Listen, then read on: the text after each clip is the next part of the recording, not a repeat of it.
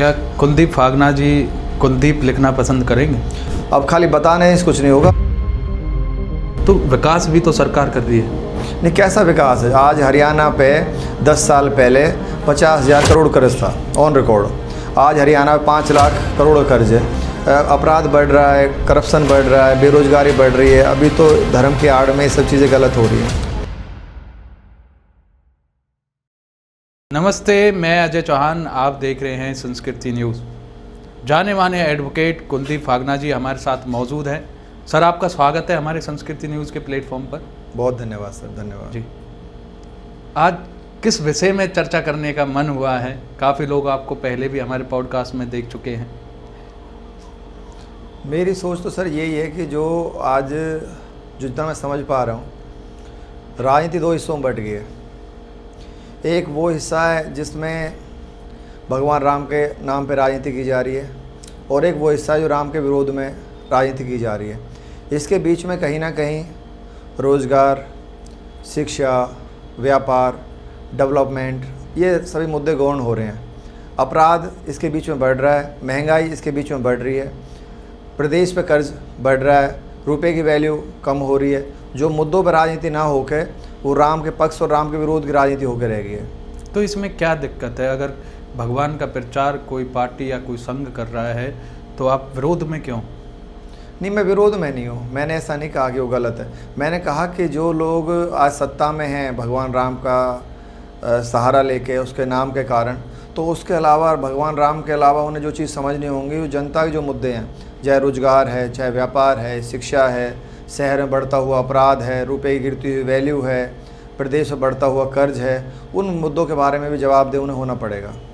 तो जो आम जनता है वो क्या चाहती है कि जो हमारे देश में विकास हो रहा है, आप कर्जे की बात कर रहे हैं, मुद्दों की बात कर रहे हैं, तो विकास भी तो सरकार कर रही है।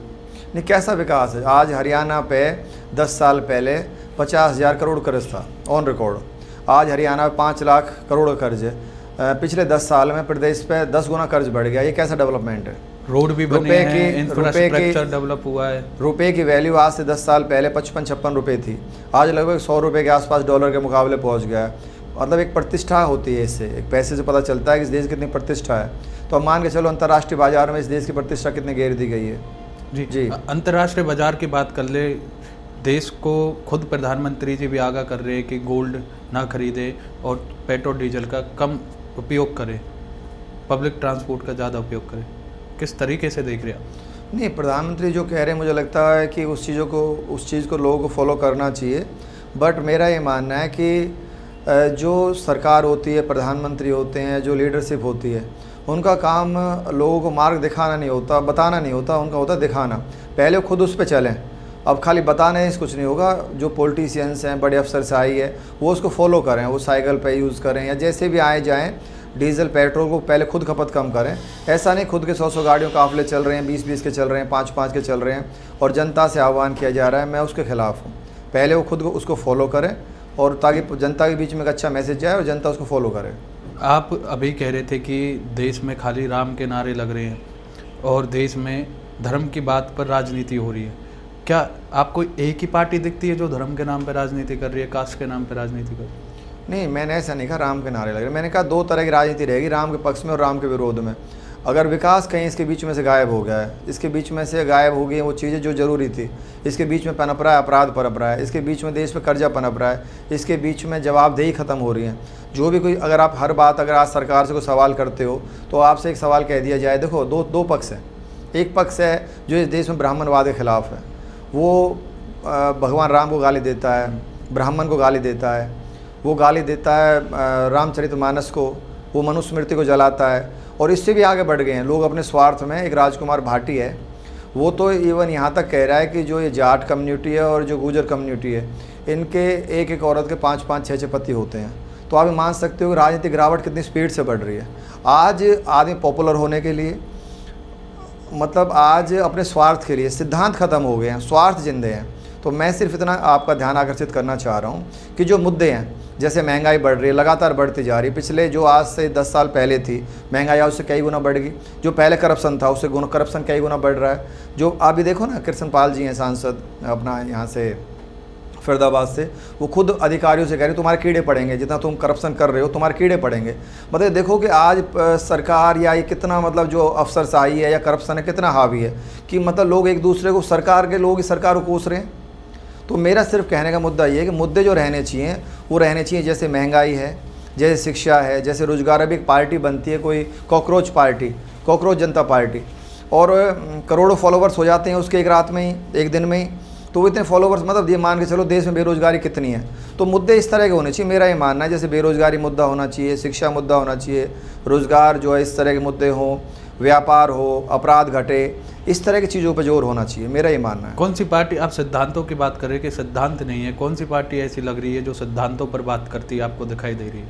नहीं, मैं तो ये मानता हूँ कि सब में जनता को ये चीज़ समझनी पड़ेगी कि उन्हें ना मतलब कास्टिज्म में, धर्म के नाम पे ना आके डेवलपमेंट के नाम पे वोटिंग करनी पड़ेगी। जब तक वो लोग, अंग्रेजों की पॉलिसी थी डिवाइड एंड रूल, अभी मेरे ख्याल से सभी पार्टियों ने उस पॉलिसी को पकड़ लिया है। जिसको जो पसंद है, किसी को राम पक्ष पसंद आ रहा है, किसी को राम का विरोध पसंद आ रहा है। तो वो चीज़ जब ख़त्म होगी, जब सब लोग डेवलपमेंट के बारे में सोचेंगे और डेवलपमेंट के आधार पर वोटिंग करेंगे। तो कौन सा ऐसा पक्ष है डेवलपमेंट के आधार पर जिसे जनता वोटिंग करे?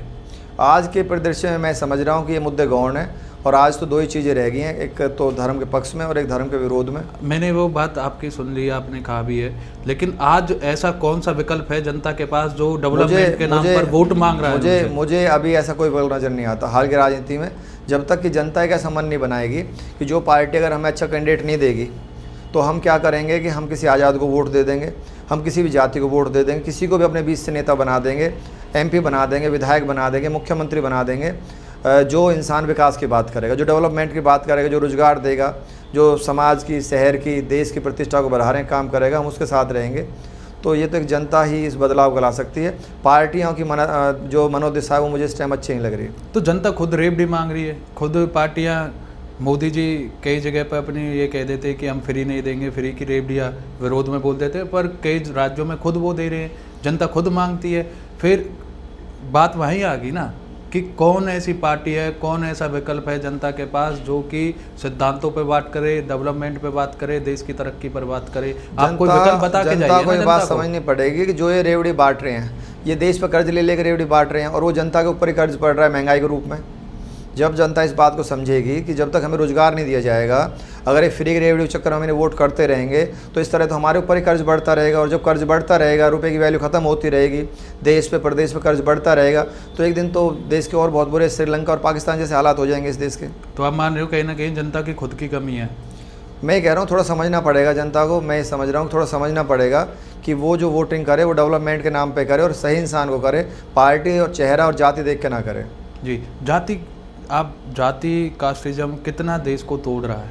बहुत कमज़ोर कर रहा है, खोखला कर रहा है। कास्टिज्म आज हमारे देश में, अगर कोई जैसे कभी पुराने टाइम में दहेज प्रथा या अपना जो लेडीज़ों को जला देते थे, जो ये प्रथा थी, क्या कहें, जौहर प्रथा, जो इस तरह की प्रथाएं थी, बाल विवाह। आज अगर इस देश में कोई सबसे बड़ी को कुप्रथा मुझे नज़र आती है तो वो जातिवाद है। जातिवाद देश को वास्तव में बहुत कमज़ोर कर रहा है, और नेताओं ने इस नस को पकड़ लिया और वो इसको बखूबी फ़ायदा उठा रहे हैं। तो एक भ्रम ये भी फैलाया जाता है कि विदेशों में भी जाति व्यवस्था है, विदेशों में भी श्वेत अश्वेत का अंतर है, लेकिन तरक्की वहाँ भी हो रही है।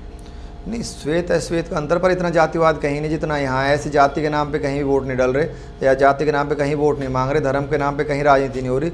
हर जगह आप जाओ, जो भी डेवलपिंग कंट्री वो डेवलपमेंट की बातें कर रही हैं, और डेवलपमेंट के नाम पर वो अपना चुनाव लड़ रही हैं। क्या कुलदीप फागना जी कुलदीप लिखना पसंद करेंगे?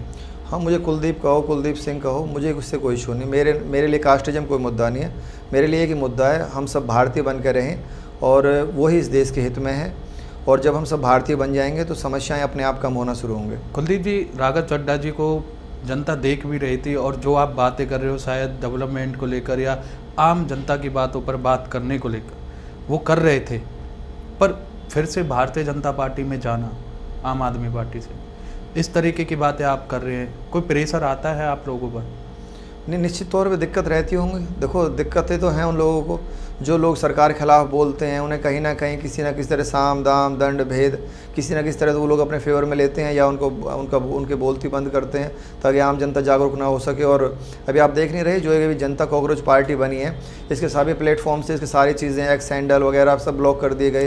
तो सरकार कहीं ना कहीं तो डर लगता है इन चीज़ों से कि लोग जागरूक ना हो और वो उनका विरोध ना करें। तो जो कॉकरोच पार्टी है, आप इससे कितना सहमत है कि ये एक्चुअली होनी अगर नीयत ठीक है और सही मंशा से बनी है तो ज़रूरी है, किसी का भी ऐसे उपास नहीं उड़ना चाहिए। और बेरोजगारी एक बड़ा मुद्दा है इस देश में, अगर ये साफ़ नीयत से बनाई है और खाली अपने फॉलोअर्स बढ़ाने के लिए या व्यक्तिगत स्वार्थ से बनाई है तो वो गलत है। जी, मैं राघव चड्ढा जी के ऊपर आपसे क्वेश्चन कर रहा था। समाज के पास एक विकल्प बन रहा था, लेकिन वो अब ख़त्म हो चुका है। अब कौन सा विकल्प आपको दिख रहा है जो इस तरीके की राजनीति और बातें कर रहा हो? आपको व्यक्तिगत तौर पे मैं देख पा रहा हूँ कि अभी तो जो देश में हावी है वो जातिवाद और धर्म के नाम पे राजनीति हो रही। दो पक्ष हैं, एक धर्म के और एक धर्म के विरोध में। कोई मनुष्य स्मृति जलाने की बात कर रहा है, कुछ और कोई दूसरी बातें कर रहा है।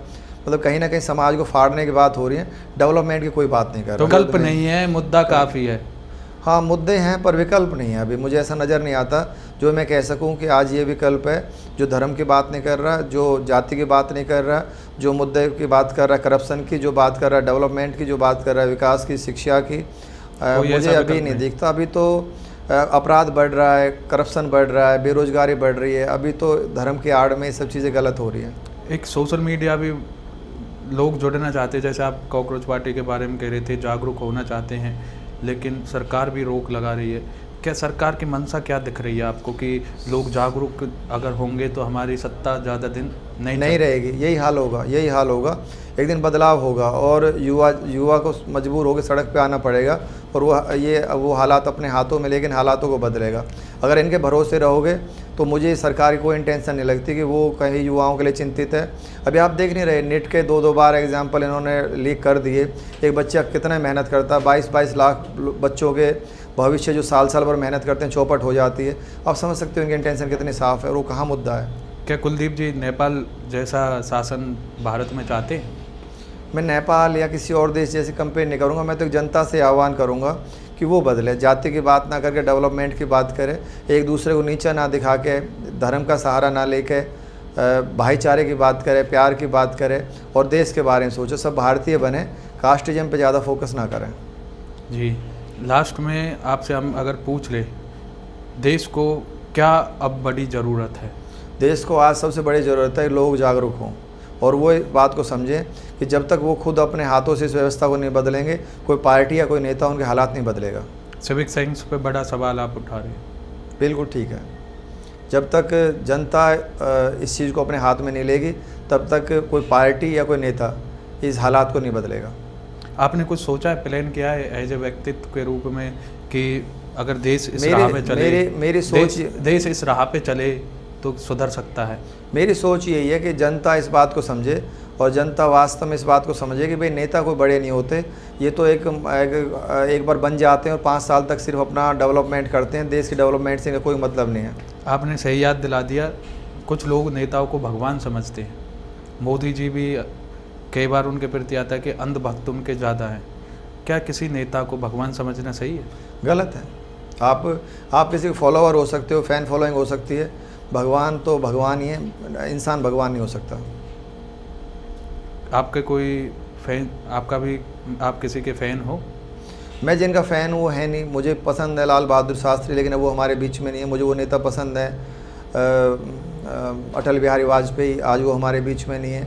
मुझे पसंद है सरदार वल्लभ भाई पटेल। आज के नेताओं में मुझे कोई नेता पसंद नहीं है।